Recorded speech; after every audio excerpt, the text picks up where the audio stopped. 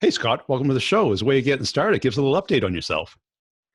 Brian, good to see you again, man. Yeah, I've recently decided to step out on my own, and I've gone full time with a couple of my businesses. My consulting business, Scott Lee's Consulting, specifically working with companies in the kind of 0 to 25 million ARR spot. That's been my sweet spot as an operator and as an advisor.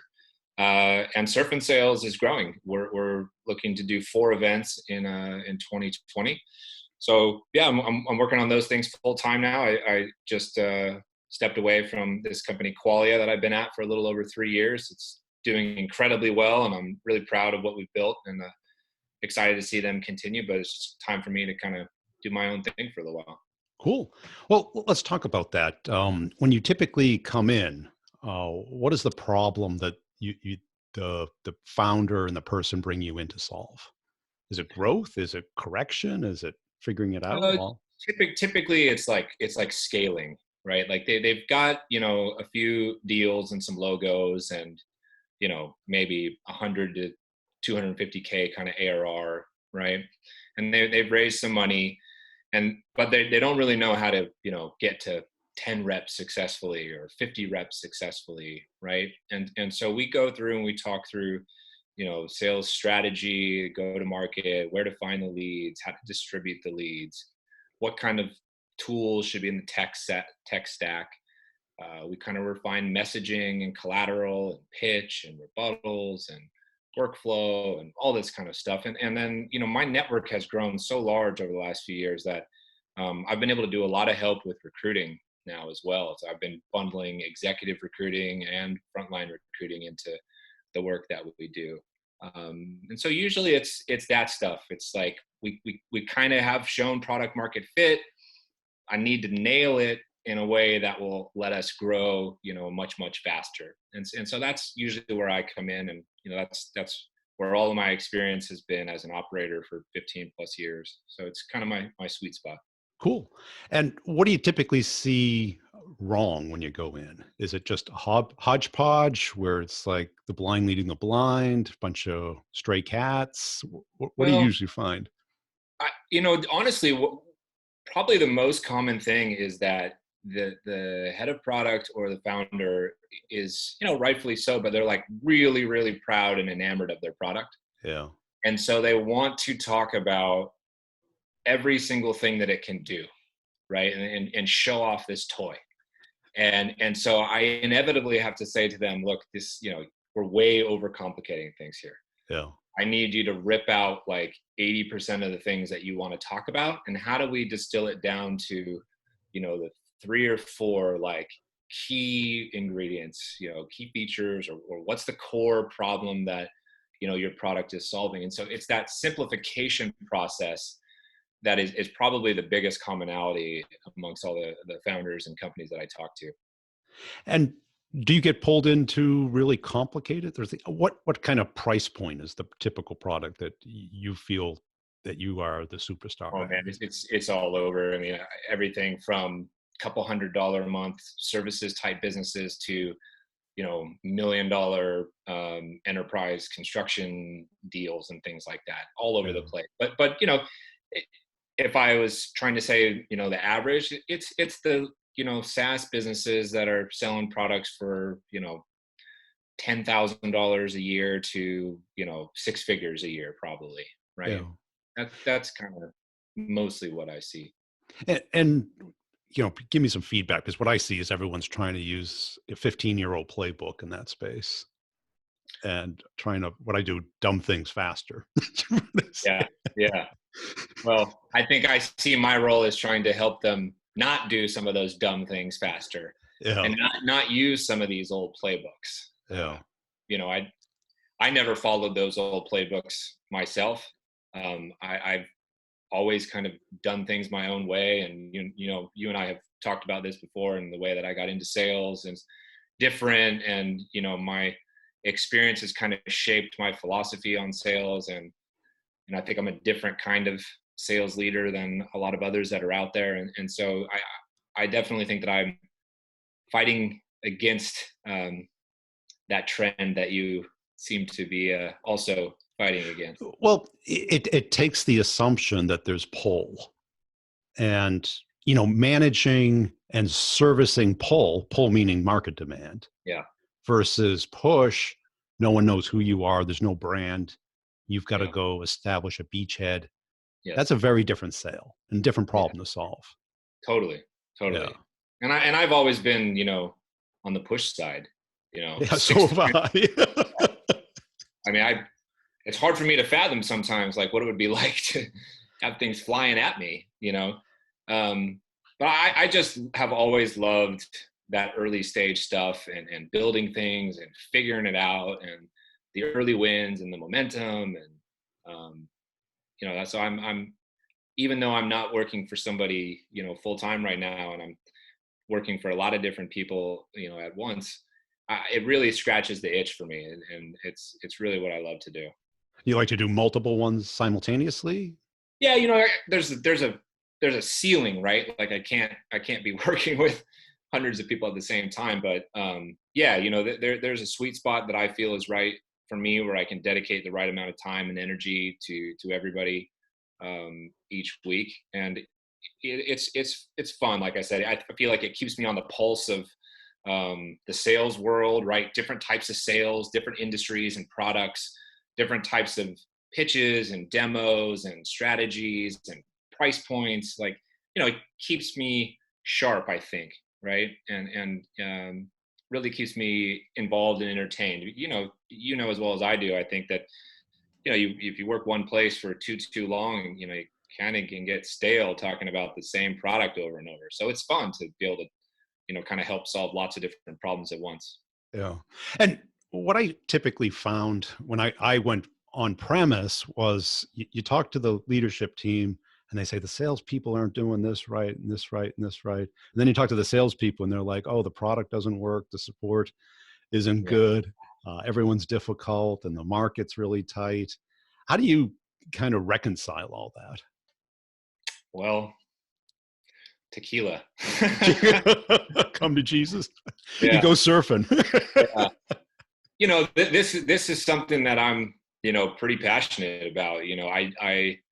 I strongly dislike that it feels like the hammer drops on sales leadership all the time, and we are held to particular standards that other people are not.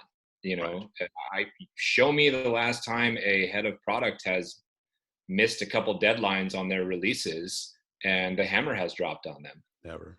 I couldn't really tell you. Show me the last time a head of engineering um, was disciplined, let alone let go for missing hiring goals, even to grow the engineering team, right? But you're the head of sales. You miss any of those things, you're in big trouble. And the product's not working as good as it should, or the support is letting you down and damaging the reputation, and therefore that's harder for sales to hit numbers. The axe is falling on us right now, 16 to 18 month average tenure and dropping. It's difficult for me to reconcile. And so I feel like part of my mission now is to kind of try to help salespeople take the power back a little bit and educate some founders that this dynamic is not really working. It's not really fair, and you're going to start having trouble finding people willing to take on these gigs when they're going to get treated that way. Well, the analogy I always had was, when you go in to get a haircut and you bring a picture of Brad Pitt and you say, I want to look like this. That's really what the founder is saying. It's like, I want to be like this company. Well, that company is in the tornado and you're not. There's a light breeze around here that we're trying to manage. Right, right. And so they're not looking for a hairdresser. They're looking for a magician. And it Yeah, takes, that third quarter where they figure out you're not a magician, and you're in the middle. You're between the client and the market yeah, and the founder and the people building the product. yeah. And that reconciliation and handshake, because typically the founder is not a salesperson. Typically, that's been my experience as Yeah. well. They're usually on the product side. Yeah, Yeah. yeah. Product, finance, that kind of thing. Yeah, And it's almost like they want to outsource this nasty part of dealing with the real issues to get revenue. Because it's not just convincing the client, it's getting the order through the gauntlet of administrative and political things within the company that they don't understand. Yeah. Yeah. And then as the sales leader, you have to educate them, but also build up the infrastructure and the team to do Yeah. that. There's a lot of things that are involved behind the scenes, and I kind of hope that more sales leaders are willing to share and talk about that kind of thing. Yeah. I talk to people who are kind of looking for their first VP of sales job all the time, and they are not to their own fault, but they're blissfully unaware of some of the challenges that they're going to be facing. And so I think we have a little bit of a responsibility to shed some light on that stuff, and I think hopefully more and more founders start to pay attention and adjust their way of managing and operating, and I hope sales professionals start to get a little smarter when they go interview and evaluate which companies to work for. Yeah. you know And from your perspective, what makes a great VP of sales?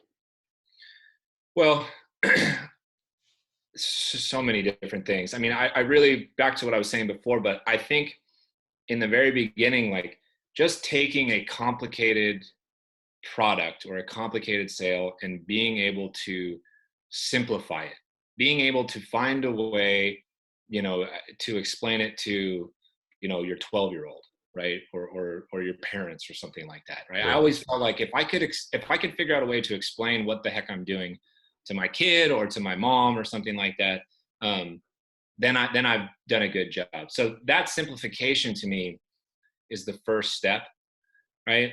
Then I think you have to be a very, very good recruiter. And the only way to really grow and scale the sales organization to me is to surround yourself with really talented people. You're not going to get really talented people unless you are very good at recruiting. And again, I'm talking specifically in this push scenario where I don't have resumes flying at me all the time, right? Right. Nobody knows who the heck we are. How do I get Brian to join my, early stage company with 2 AEs right now, right? Yeah. So I got to be really good at recruiting, both sort of selling the opportunity, sure, and the company, sure, but really right now it's all about selling the opportunity to kind of develop somebody.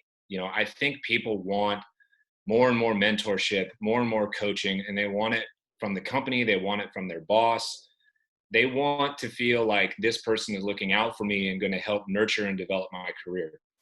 And so, my third point would be that part right there. Like, I think what makes a very good VP of sales is somebody who puts the time in and genuinely cares about their people, and it helps them along the way. How do I get Brian from here to here? How do I help Brian get to where he eventually wants to go? And being really transparent. That's my fourth point, I guess. Perfect example, if somebody has done so well that they've sort of broke my comp plan or is ready for a particular role that I don't have anymore, I'm super transparent and straight up with them. I talk to them about, maybe it's time for them to leave. I am willing to help them find, next gig, be a reference, whatever. I don't hold people back. And I think people appreciate that from sales leaders. So those are some of the things that to me, mean the most right now, at least. Because I think too many sales leaders take more of an authoritarian carrot and stick type approach. I completely agree with you. And I had this conversation the other day with a friend of mine, and we were talking about kind of the role of data and how, data is kind of everything right now. And that concerns me a little bit because the humanity is removed when all you're looking at is numbers and all you're looking at is data. And, salespeople are not binary like that, right? I know everybody wants to take the magic out of it, but we are the magic.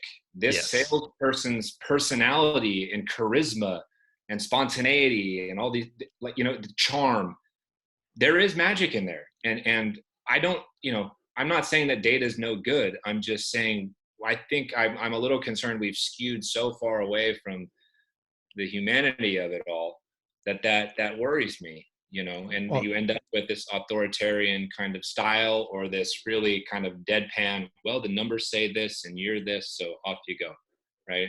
yeah, I heard that on another show where they were talking about like stupid things like win rate. Well, anytime you set up an equation, people game it.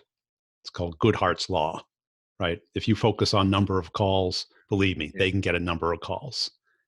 yeah. But It's like but trying to run an experiment without bias. Once somebody knows what they're right, being measured on. observation bias. Yeah, yeah. And but that you don't get trust out of that. You get distrust. Yeah. And what you're talking about, I always had the metaphor of the mafia was the right sales management model, meaning that Tell me you're in. more about that. I'm You, Italian. I love this already. well, what is the mafia? It's a family that aren't related in most cases, right? A mantra. It is this: I have your back, so you have my back. It's this level of trust, communication. You don't talk outside this circle, Hmm. right? And when things change, you go to jail. Someone else goes to jail. I take care of your family. It is that level of community Hmm. that works. And Yeah. I've had a lot of friends throughout my career. The VP would go to another startup and the mafia would go with them. Right. It was, open the box, add water. Here's the sales team, right? Yeah. 100%. Yeah. Yeah. They got rapport, they know each other, and they got each other's back. Yeah. Yeah. And, And and I think every good VP of sales should be able to have that. It yeah, would be a red flag to me if I was a founder recruiting a head of sales and they didn't have, their own little crew. yeah. And, I kind of had it when I had a sales engineer, same sales engineer for 15 years, 5 Hmm. different companies, Hmm. right? And it was just this prepackaged team. Yeah. And there was a red flag from the VP when that rep didn't have somebody they wanted to bring with them, Right. or someone didn't want to work with them. Yeah. I agree 100% with that. Yeah. And people today is like, oh, I'll just call a recruiter and have a bunch of college grads come in with. Yeah. I think, here's another thing that is going to make a VP great moving forward. I think that they have got to have a massive network, and they've got to have a presence, on LinkedIn, maybe in particular. And they've got to be known. They've got to be able to draw people in, and you've got to spend time doing that. I can tell you right now, in over 3 years at Qualia, I never once spent a dime on any kind of recruiting services whatsoever. I never put up a job ad. I never paid for, extra help recruiting. All I did was reach out to my network and have my team, who I was coaching to actively grow their network, also reach out to people. And I really think that that is going to be a trend that continues to pick up steam among sales leaders. And the thing is, that has just been automated, right? And that's what we did before we had technology. We would call up our friends and see who was available, who they know, and that the tribe would reconstruct. And today it's faster, right? It's We might work faster, and I think much larger, much larger. Yeah. right? Yeah, much And larger, much faster. and that's how, you came back on the show. Was I put out the request. I wanted to hear from who you thought the best salespeople were. And some people self-nominated, not most people nominated someone else. And that's been insanely effective because most of those people have never been on a podcast before. And they're like, what's a podcast? you know? Yeah. But that's how you network. And, hiring strangers, if you're going to have that 9 months of, did I hire the right person? And that you don't have that honest openness, the communication, the trust, where people are telling you the real thing. You count calls and meetings and demos instead of what's really being done. Yep. Yeah. I mean, you talk to enough people who've worked for me, they will tell you that I'm hard on them and I push them, but they completely believe and trust that I've got their best interests. They see me fight for them, behind the scenes, or, you know, push for promotions or raises and more equity and, better leads, more tools to help us do it. And all those things matter. Like these are things that I'm trying to do to make their lives easier, right? And that's what reps want from a sales leader. And they don't need the hounding, right? They're motivated by commission and money and achievement and success and winning. What they need from a leader is to get the internal system to work for them, Yeah, get the product, marketing, finance, sales admin, yeah, operations, all lead. that stuff to Yeah, smooth through. yeah, yeah, yeah. And if, It's a game of, you know, how do I remove obstacles out of your way? You're my sales rep. My job is to get everything out of your way possible. yeah, Clear path for you, so your job becomes as easy as it can possibly be. and I had one leader said, "Oh no, you have to work around the system." I go, "Yeah, I guess I have to, but I was hoping you'd help." Well, my response would have been, no, I need to tear the system down and, And fix and it. we need to create a new system that is Yeah, more efficient. cool. Yeah. Hey, this has been a great conversation. Where can people go to follow you and learn more about your work? Well, we've been talking a lot about LinkedIn. I have a very active presence on LinkedIn, so I would encourage anybody who wants to chat to reach out to me through there. My website is scottleaseconsulting.com for my advisory and consulting and training purposes. And then I would love everybody to check out surfandsales.com.